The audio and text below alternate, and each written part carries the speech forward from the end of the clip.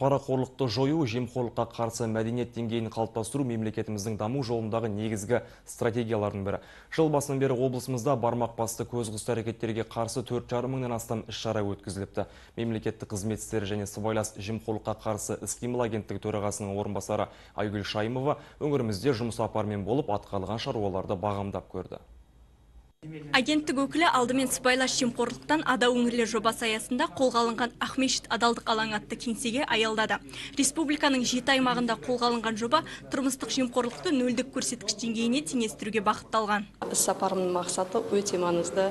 Сол сыбайлас жемқорлықты жою үшін біз Ақмешіт өңірінде енді Ақмешіт адалдық алаңы деген жобалық кеңсені ашудамыз ресми түрде. Сондықтан енді сол жобаның кеңсе қызметкерлеріне өте жауапты міндет қойылады. Біріншіден тұрмыстық жемқорлықты жою, екіншіден енді жемқорлыққа төзімсіздік таныту халықтың арасында.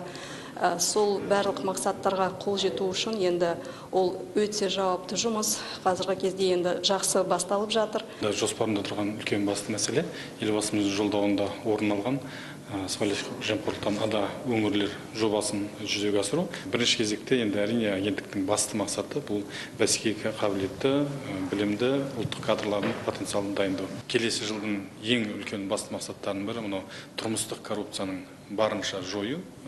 Енді біз өзімізге үлкен амбициялы жоспарлар қойып отырмыз нөлге теңестіру жөнінде. Сондықтан да мынау электрондық қызмет көрсетудің үлесін 76%-дан 85%-ға дейін көтеру мәселесі. Мұнан соң Айгүл Шайымова мемлекеттік қызметшілермен жүздесіп, сыбайлас жемқорлықтан ада өңірлер жобасының алдағы міндеттермен бөлісті. Алқалы жиында жемқорлықтың алдын алу мақсатында жыл көлемінде атқарылған шаруаларға есеп берілді.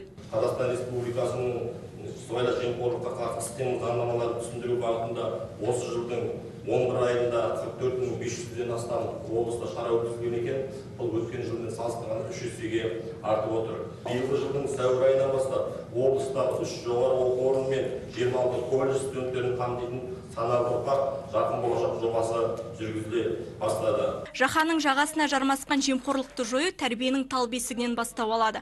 Осы орайда өңірімізде адал ұрпақ еріктілер клубы құрылған. 16 мың мүшесі бар клуб 2017 жылдан бастап сыбайлас жемқорлық деген індеттің алдын алу мақсатында түрлі байқаулар ұйымдастырып келеді. Айгүл Шайымова клуб жұмысымен танысып, ең үздік мүшелерін алғыс хатпен марапаттады. Адал ұрпақ ерікті мектеп клубының мақсаты сыбайлас жемқорлыққа қарсы күрес жүргізу.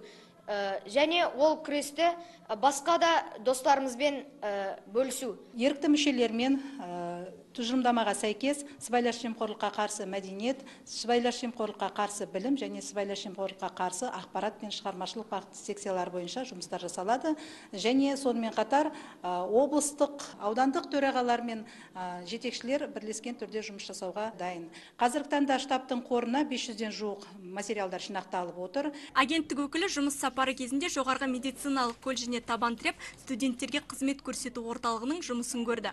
Мұнан соң колледж студенттермен кездесіп, академиялық адалдық саясаты мен жаңа идеялар банкі жобасы аясында пікір алмасты. Бұл аймақ басшысының бастамасымен құрылған кәсіпкерлер үйі, сәулет және қала құрылысы, жер мәселесі, мемлекеттік кірістер, эскиздік жобалар бойынша қызметтің 50 түрін ұсынатын орталық бір терезе қағидаты негізінде тегін көмек көрсетеді. Кәсіпкер білмеуі де мүмкін, жермен не істеу керек екенін. Мына жерінің құжатын жасап беріңіздерші деп келсе болды, біз ары қарай өзіміз ажырата аламыз, сол қай қызметке жатады. Сол бір өтініштің негізінде тек дайын документ алынады. Қалған жұмыстың бәрін кәсіпкер үшін біздің орталық қызметкер тегін. Осылайша агенттік өкілі іс-сапар барысында аймағымыздың әлеуметтік, экономикалық ахуалын бағамдап, атқарылып жатқан шаруаларға оң бағасын берді. Аида Мұхтар, Ахан Алиев, Қанат Махамбетов, Қызылорда телеарнасы.